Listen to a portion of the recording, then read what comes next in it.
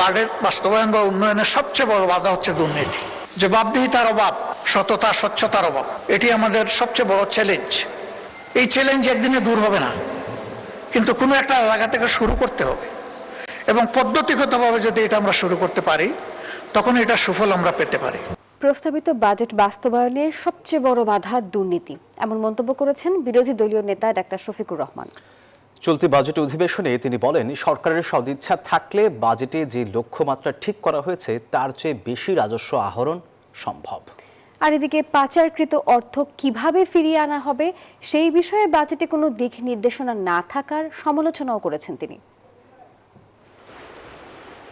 2026-27 অর্থবছরের প্রস্তাবিত বাজেট নিয়ে জাতীয় সংসদে এই অধিবেশনে আলোচনা সমালোচনা করছেন সরকার ও বিরোধী দলের সংসদ সদস্যরা। সোমবার অধিবেশনে বিরোধী দলীয় নেতা ডাক্তার শফিকুর রহমান বলেন, প্রস্তাবিত বাজেট বাস্তবায়নের পথে বড় বাধা দুর্নীতি।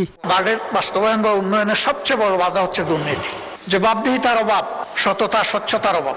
এটি আমাদের সবচেয়ে বড় চ্যালেঞ্জ।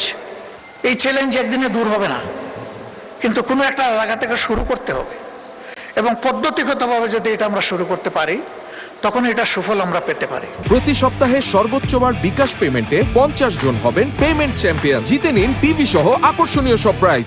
তিনি বলেন, সরকারের সদিচ্ছা থাকলে বাজেটে রাজস্ব আহরণের যে লক্ষ্যমাত্রা ঠিক করা হয়েছে তার চেয়েও বেশি আহরণ করা সম্ভব।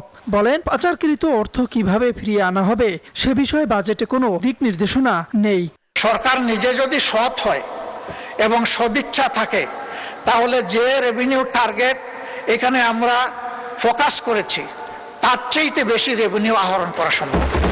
ডাক্তার শফিকুর রহমান বলেন, গত 15 বছরে যারা গুম খুনের শিকার হয়েছেন তাদের দায়িত্ব সরকারকে নিতে হবে। তাদের অধিকার রয়েছে বাংলাদেশের। তাওহিদুল ইসলাম, নিউজ 24, ঢাকা।